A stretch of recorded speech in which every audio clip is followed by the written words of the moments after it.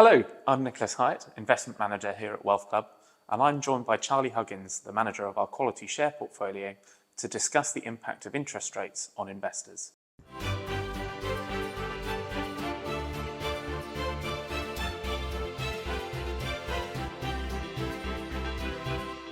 Charlie, in the last 18 months, we've seen a dramatic rise in the UK base rate from nearly zero to over 5%. That's the highest it's been since the financial crisis. Would you mind giving us an idea of how that affects investors? Well, it's clearly been a massive change, and I don't think if you'd asked me 18 months ago, 2 years ago, whether I would have predicted such a rapid rise in rates that we've seen. In terms of the impact that it makes for consumers and businesses, higher borrowing costs is the big one.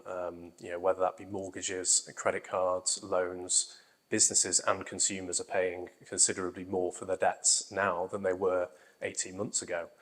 Think about a typical 2-year mortgage. 1.5%, 1% even, you could get 18 months, 2 years ago. Now you're looking at upwards of 6%. And that's clearly a huge change. And what that does is take money out of the pockets of consumers and businesses, means that they have less to spend on other things. So historically, when interest rates go up, that doesn't tend to be great news for the economy.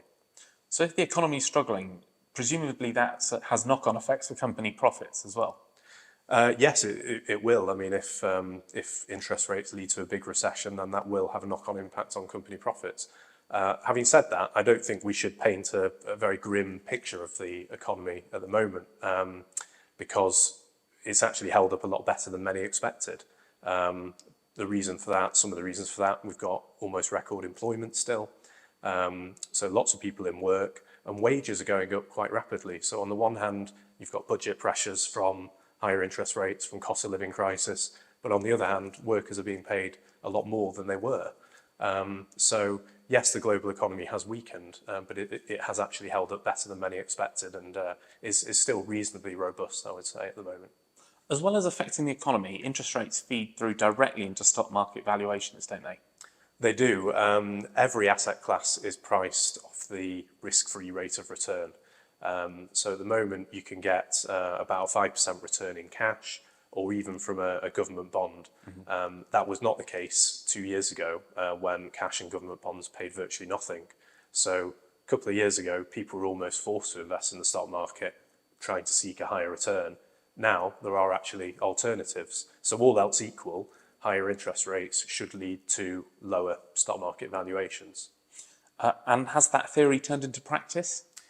I'd say that it has for certainly in large sections of the stock market. That has happened. Not every company has seen valuations fall, but if you think about tech companies, loss-making tech companies in particular, or those that are barely profitable, certainly in the second half of last year, they saw a significant fall in share prices and in valuations.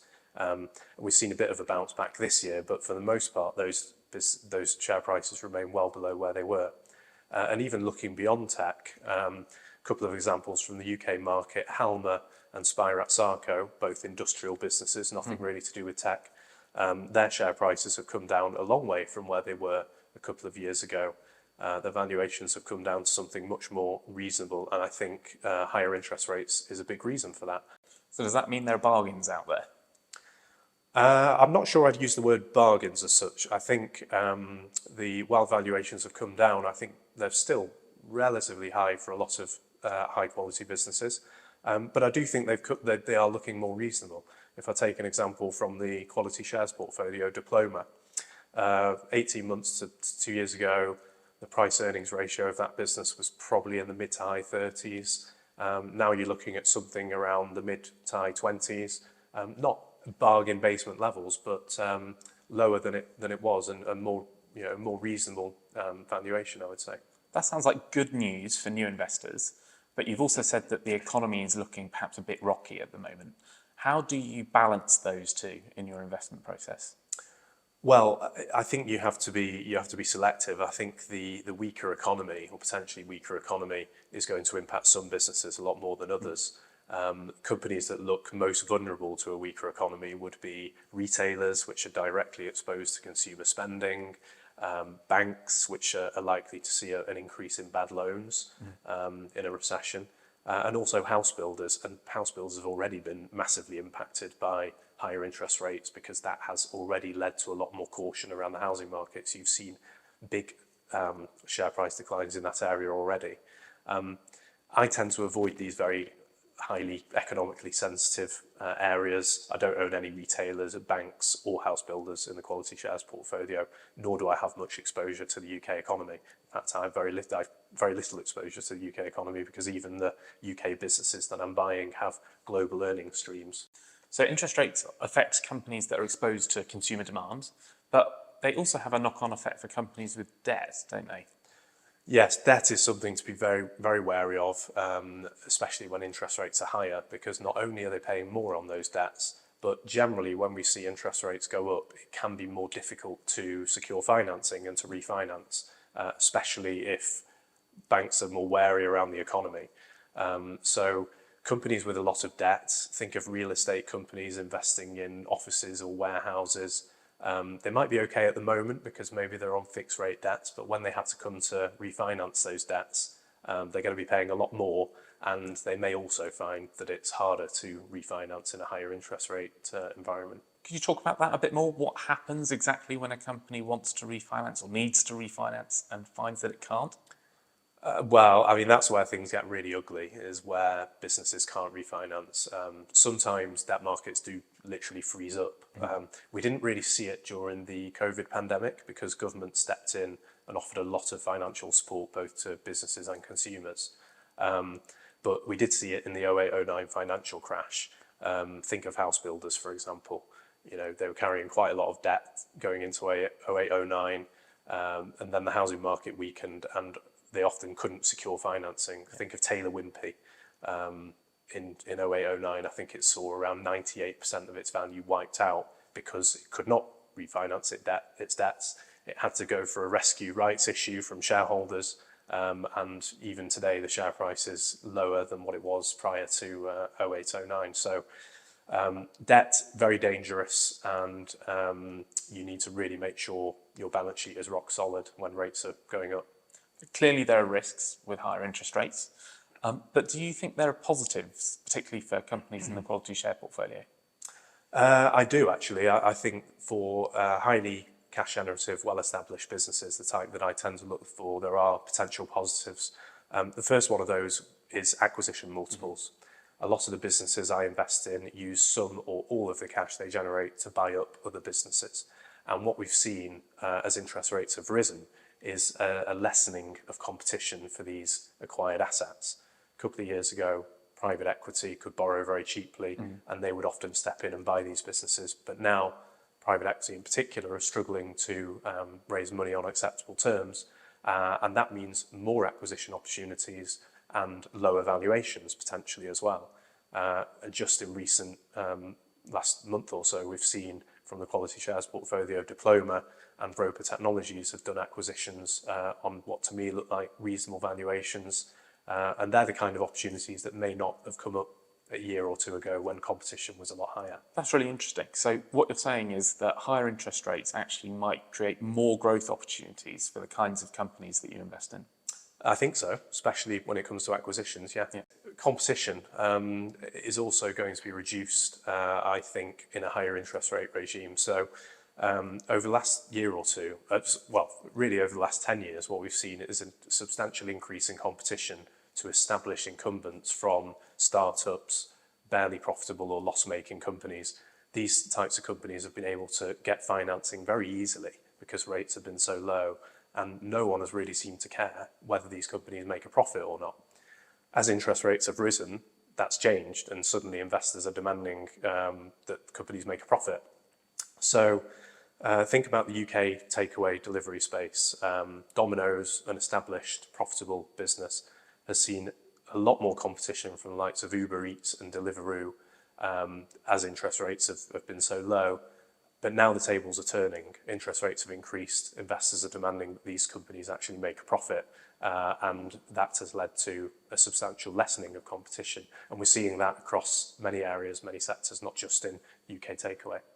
It's a shame. As a consumer, I've quite enjoyed the cheap takeaways of the last few years.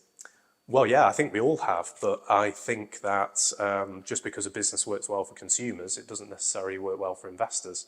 And as investors demand that these firms start making some form of profit, then yeah, consumers may lose out, but it's good news for the established incumbents. So it's time to get your crystal ball out, I'm afraid, Charlie. How high do you think interest rates are going to go, and how long are they going to stay elevated for? Well, if I knew the answer to that, Nick, I'd be sat on a beach in the Bahamas, maybe. I don't think anyone really knows, do they, what's going to happen with interest rates, and nor do I. If I had to guess, I'd say that rates up at 7, 8, 9% are unlikely. We have seen rates up at those levels or even higher in the past, but I think it would be very detrimental to consumers in that environment. I think the Bank of England will do everything it can to avoid rates getting up to those levels. A lot will depend on inflation. We are seeing inflation moderate. There are good reasons why inflation is moderating. Supply chains have opened up, for example. If that trend continues, then hopefully that will lead to interest rates coming down to something more reasonable, maybe 2, 3, 4%, maybe in the back half of next year, and that will be a more manageable level for the economy. But rates not going back to zero anytime soon? I mean, they could do, but I struggle. I think it's unlikely. I certainly don't think we should be banking on rates going back down to those levels. I think rates at near zero should not be seen as normality, you know. They were at those levels for a lot longer than people expected coming out of the financial crash. They could get that down to those levels, but I think something pretty bad would have to happen to the economy for that to happen. So I don't think we almost shouldn't be hoping for that, I think. So overall, high interest rates, not great news for the economy and profits generally, but some potential positives in the quality share portfolio. How are you setting up the portfolio for that environment? In many ways, my approach doesn't really change. I am not lying awake at night worrying about what's going to happen to interest rates. I'm looking for businesses with rock solid balance sheets, low debts in relation to cash flows, long-term debt maturities, light covenants that can withstand interest rates that even if they go higher from here, I believe they'll be fine. Resilience, looking for businesses that can withstand more economic pressure so that if higher rates does lead to economic pressure, again, they'll be able to take advantage. The competition will be impacted much more than they will, I believe. And looking for businesses that generate really strong cash flow in good times and bad. They're not reliant as reliant on debt markets, and they can exploit any opportunities such as acquisition opportunities that present themselves. Any companies spring to mind as a quick example of that? Well, one company that I've talked about is RELX, which is selling information, data and tools to academics, to lawyers, to car insurers. So insurance companies, car insurers use it when RELX's data when pricing insurance policies. And as we all know, whatever's happening to the economy, if you want to drive a car, you need insurance. So it doesn't tend to ebb and flow too much with the economy. Long-term income streams from long-term contracts, often highly recurring in nature, again, makes them more protected from the ups and downs of the economy. And global income streams, as I've said, my portfolio is not a play on the UK economy, nor do I want it to be. So generates very little of its earnings from the UK. So we're reaching the end of our conversation. Would you mind just summarising 2 or 3 key takeaways that investors should take from this, and also where they can go to find more information on the quality share portfolio? Yes, so in terms of key messages, I think, is for investors to be selective. Higher interest rates around the levels that they are, do present risks and dangers potentially for some companies, especially those that have a lot of debt and those that are very sensitive to the economy and the UK economy in particular. Having said that, I do think that there are opportunities for established cash generative businesses in this type of environment. Arguably, there are more opportunities now than there were a couple of years ago.